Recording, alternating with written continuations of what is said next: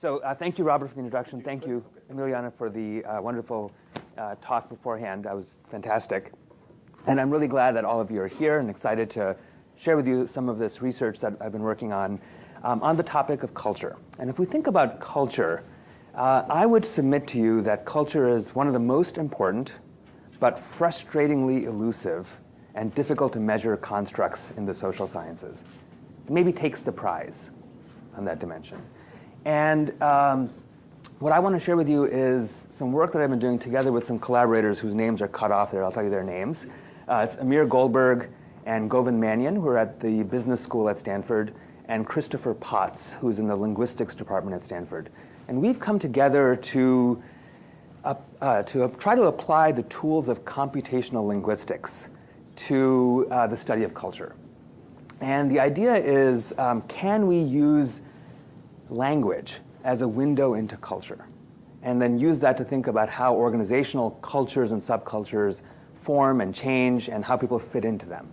Now, I can imagine that as you talk to your line counterparts and as you think about yourselves, cultural change, organizational change, the issues of culture and organizational performance come up all the time, right? Everyone sort of, if you ask for their lay theories of why their company is doing well or not doing well, something about the culture of this place tends to come up on the list.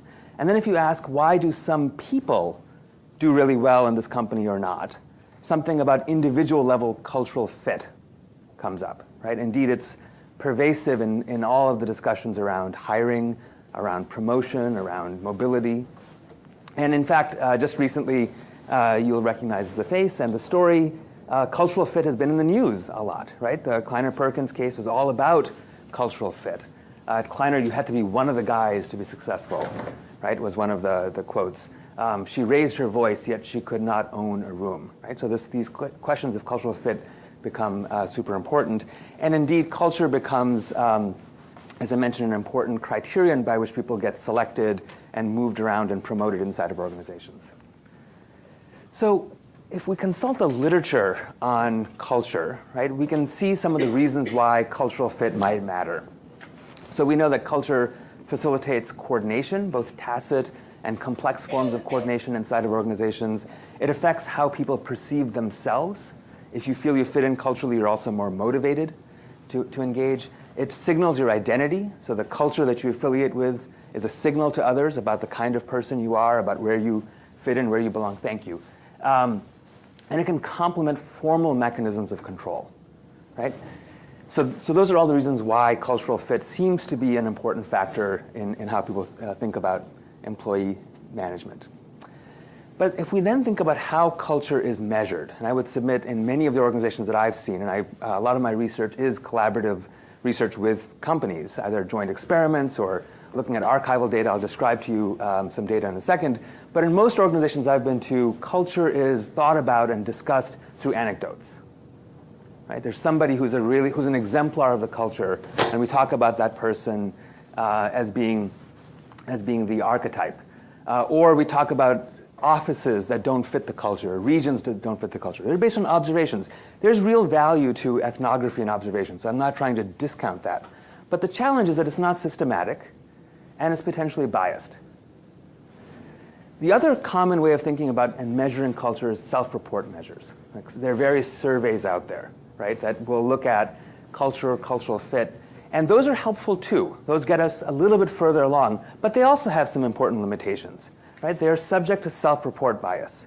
If I know what culture the organization espouses, if I'm responding to a survey, whether I do it consciously or subconsciously, I will tend to tell a story about how I fit in. Similarly, the categories that are used, we're innovative, we're collaborative, whatever the buzzwords are, those are typically defined by the researcher or by the CEO or by the head of HR. Right? The categories are imposed on the context by somebody from the outside. These surveys are also static, right? So we get a measure of the culture at a point in time, but they quickly become stale. And they presume often that we have either a monolithic culture or a defined set of subcultures. These, I would submit to you, are real problems in the measurement of culture. And I think language gives us a different way to get at this. So what we start with is the premise that culture is a complicated and very poorly defined construct. That's kind of where I started. But if we look at all the various definitions that are out there, culture has something to do with shared beliefs, values, and schema, and how they manifest in people's behavior, right? We take a particular form of behavior, the behavioral manifestation, which is normative compliance with language use. Right? So we think about cultural fit as the extent to which a person seeks to conform to the style of language of those in his or her social group. That's the basic premise. Right? And so let me just walk you through the measure that we use. And the idea is you can take any corpus of interactional language use. The example I'm going to show you is using an email corpus. But you could do this with text messages or transcripts of any kind. In a follow-on project right now, we are working in the US Senate context, where every word uttered on the Senate chamber floor is recorded and available, going back to the late 1800s. And every word spoken in a Senate committee is recorded and transcribed. And we're going to apply these measures in the Senate context as a next step. But in principle, any corpus where people are interacting with each other, you can use this approach with. We then take the free text, the kind of unstructured emails. We map that free text into linguistic categories or units.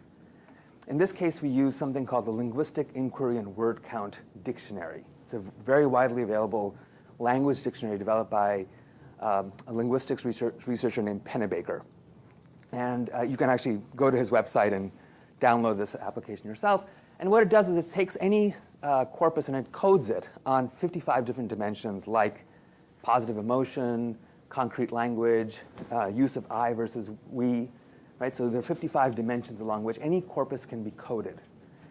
And once it's coded, we then take the corpus and the set of messages and we segment them into time periods. In this case, we chose months, but you could do this in weeks, depending on the context. And then for each individual in the data, we create two probability distributions giving the normalized frequencies of those linguistic units in the incoming versus outgoing messages. I'll explain in a minute what I mean by that. And then we measure the divergence between those two distributions. So the intuition behind this measure is it's capturing the extent to which I am linguistically accommodating my peers in the organization at a given point in time. How much am I trying to match their style of speech? That's the intuition.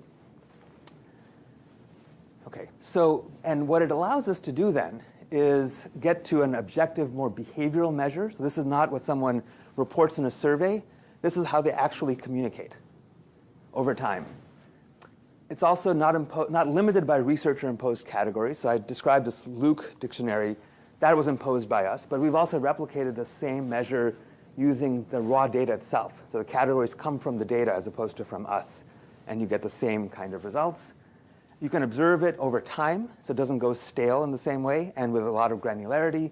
And again, one of the features of the interactional language use approach is that we can now look at cultural heterogeneity. We don't have to assume that there's one culture in the organization. Right? It allows for there to be variation in how people communicate across the different subgroups that exist inside the organization.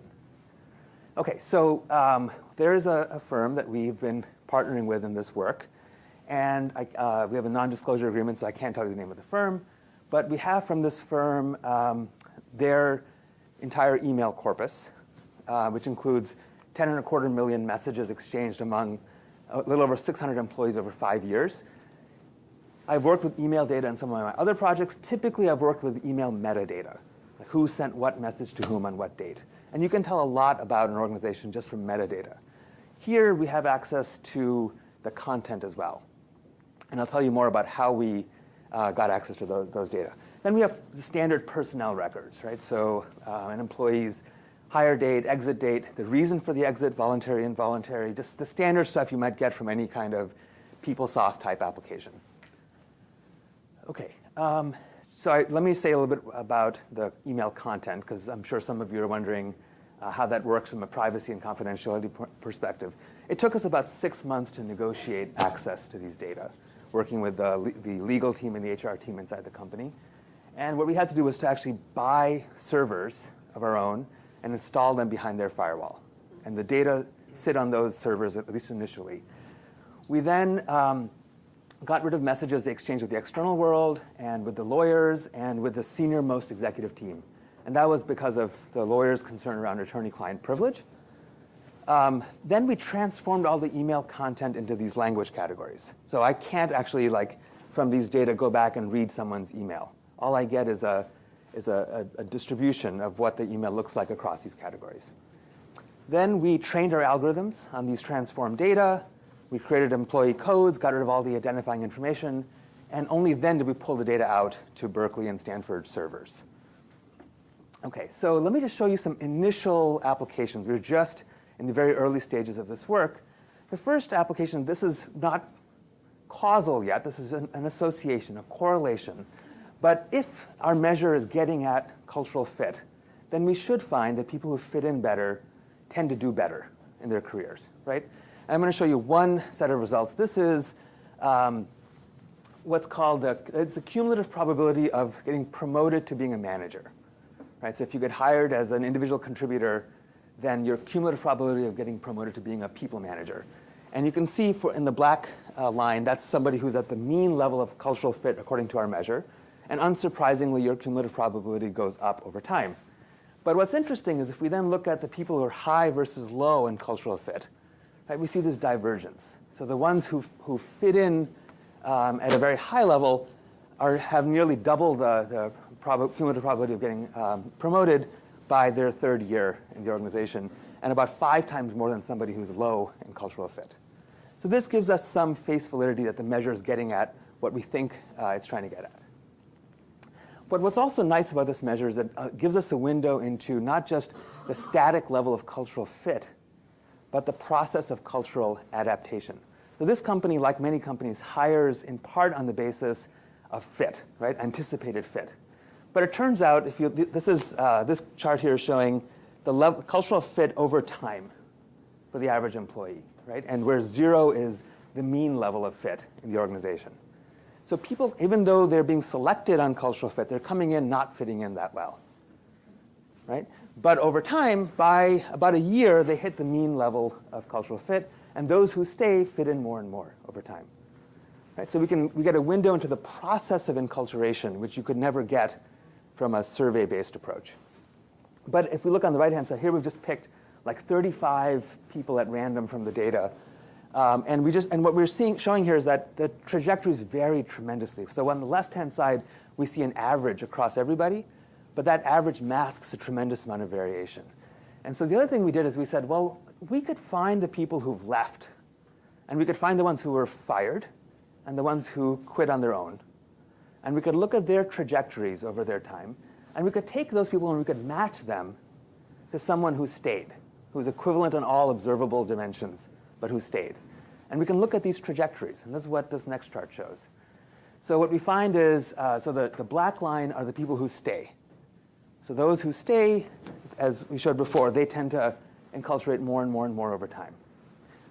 What's interesting also is that if you look at the left side, these shaded regions represent error bars. And essentially, you see the error bars overlap at point 0, meaning you can't tell at the time they show up who's going to get fired, who's going to quit, who's going to stay. But, and these are normalized tenures. So basically, for everybody who's here, 0.5 represents like their half-life in the organization. 1 is when they leave, no matter how long they stayed. So at about the 0.3 mark, we start to see a divergence. Those who are going to get fired start to diverge from the other 2, right? And we can see that divergence. And as you can see, they never really enculturate relative to the other 2 groups. You can tell by about a third of the way through the tenure, they're never going to fit in culturally. And then they start to drop off. And I think the most interesting one is the blue trajectory, right? These are the voluntary exit people. So they keep enculturating till about their half-life in the organization. And then they start to pull away.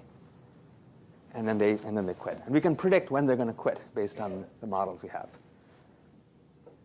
OK. So the other thing, and this is the part that's a little bit more complicated now theoretically, so let me just take a minute to explain this.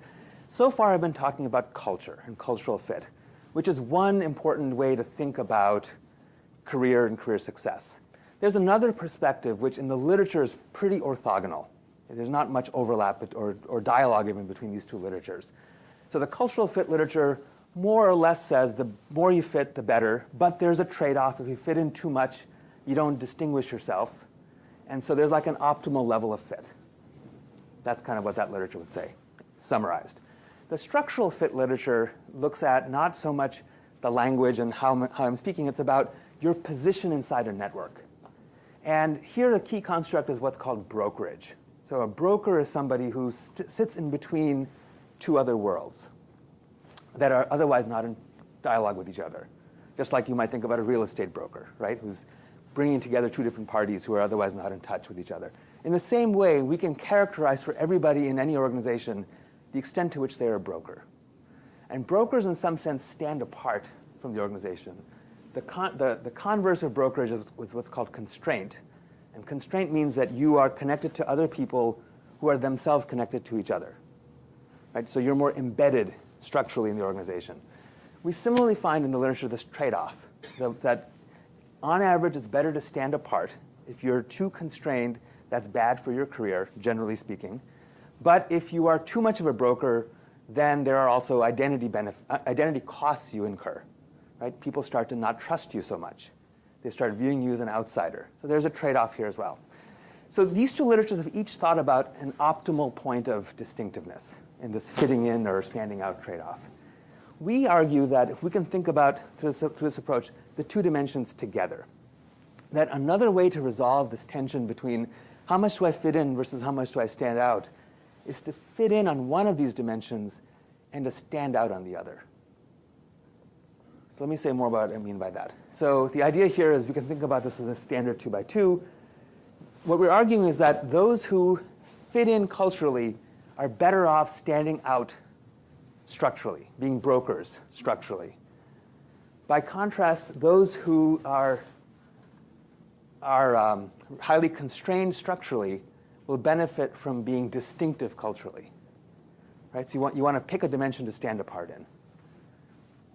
And the way we test this hypothesis is in the same data, we have metadata, which allows us to locate people's position inside of the network structure, right, based on who's communicating with whom, and the content, which tells us cultural fit. And then we can look at, in this analysis, two sets of career outcomes. There's the negative outcome of getting fired, the hazard of getting fired, and there's the positive outcome of getting a favorable performance rating. And we can look at both of those. And so what we find, very consistent with the theory I just laid out, so the dark, the middle gray bar represents somebody who's at the mean level of this network constraint or brokerage measure, structurally in the middle. This is the hazard of involuntary exit, of getting fired. So lower is better, right?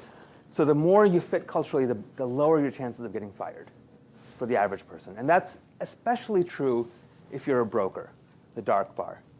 But for the people who are on the other end, who are actually not brokers but who are very constrained, it flips. You're actually better off being distinctive culturally as opposed to being very similar culturally. And this is now one of these outcomes, which is the hazard of being fired. The other one is the predicted probability of getting a favorable performance rating. We find the exact same pattern with this other measure. So for those who are brokers and at the median level of constraint, cultural fit increases your likelihood of getting a positive rating. But for those who are highly constrained, it's a slight negative tendency. So let me just sort of summarize this work where we are right now and where we're going next with it. So we think that this is a really new way of thinking about culture and measuring culture. And it's an approach that we think is available to almost any company that has archives of interactional language use, right? And can set up a system like the one we just did at this firm. And we think there are lots of applications. So at this very firm right now, we have worked with them to design 4 short questions, essay questions, that every job applicant is filling out. And we're going to use those to see if we can predict before they show up who's going to fit in culturally to the organization. Right? So that's kind of one type of application. The second is mobility. So if we're thinking about who's a good candidate, or who are the kinds of people who might be good candidates to move from sales to marketing, who's going to be able to make that cultural transition. This provides a window into that kind of question. A third is around restructuring. We're thinking about combining two different units. How culturally compatible are they beyond the anecdotes we hear about cultural compatibility? This gives us a way to, like, some science around actually getting at that question. And then the last part is if we scale up at an even broader level, we could use the same approach to think about two firms in an M&A kind of context as well. So the other thing that we think is interesting here is bringing together these two traditions, culture and structure, that have historically been very disconnected from each other. We think that combining these two gives us new insights into careers and how they evolve. So I'm going to stop there and just take any questions you might have. Yeah, questions? Yes. This is super fascinating. I love it. Thank you very much. So when we talk about culture codes or values in an organization or creating those, have you seen any correlation of how explicit you're explaining the culture and what it looks like, and the brand personality and tone of voice? We have, in these data, we have not. So one of the things I would love to do is to, for those of you who are trying to introduce culture change of different kinds, is to run an experiment. Because what we could do in an organization, if you're trying to create cultural change, then you ought to be able to see it in these kinds of measures. And you could, if you could think about a treatment group and a control group where you have the intervention happening in one and not in the other, but they're comparable otherwise, you ought to be able to see a change in the culture using these kinds of measures. That sort of hasn't happened yet. I'd love to do that experiment. Yeah. How do you determine sort of the Rosetta Stone, I guess, at the very beginning to say these are the things that equal our culture? Like these are the phrases, these are the terms. Yeah. So in this analysis, we don't. That's one of the things we don't do explicitly, because at least in my view, that exercise is often done by a small number of people, often the elites of the organization, who say, here's what we here is the culture, or here's what we want the culture to be aspirationally, and what this is getting at is what's the actual culture in use. Yeah. You spoke a lot about what is present, what is behaviorally there. I'm interested are you also studying what is not present and what is not there? Because that can be as meaningful and maybe in some cases more meaningful. Yeah, so that's a very good question. Right now, what we've done is we've taken the 55 categories I talked about, and we've aggregated them all together.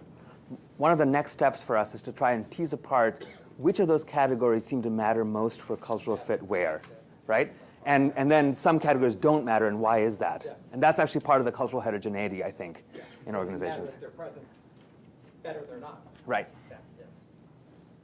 Yeah. So what is your opinion on companies that offer culture surveys to organizations that kind of look like employee engagement surveys, but then they're repackaged and look a little bit different? What's your guess about what I think about that? No, I mean, I think the culture is a very hard thing to get around. I think everyone thinks it's important. So I'm in favor of trying to get at some measurements of it. I just think self-reports have some real problems with them. And I have another paper which shows that if you ask people, for example, in a collaborative organization, how collaborative are you? Surprise, surprise, everybody says yes. But you can actually measure what they think about themselves in less conscious forms of cognition using a time categorization exercise, and you find there's very little match between the two measures. One more question. Okay. Yeah. So I'm thinking that there's been an evolution of the word fit. So I remember 20-some years ago, fit being code for like me, Yes. and therefore a lack of diversity. And then it became, no, we're not talking about racial, diversity type fit. We're talking about cultural fit. Right. But it still seems like there is the potential for us to still be creating code words for lack of diversity and inclusion. Yeah.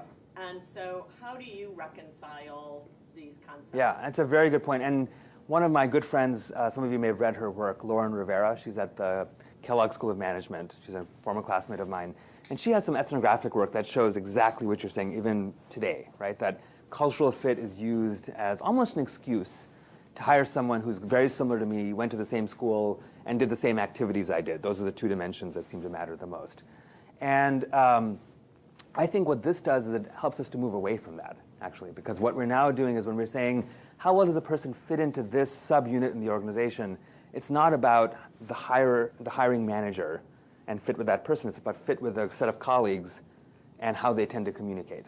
So the tricky question, which I will say we don't have an answer to right now, is whether the cultural measures here are somehow correlated with race and gender in ways that might introduce bias. And that's something I would absolutely worry about before applying this very, very, very widely. I think some experimentation before broad-scale application is important.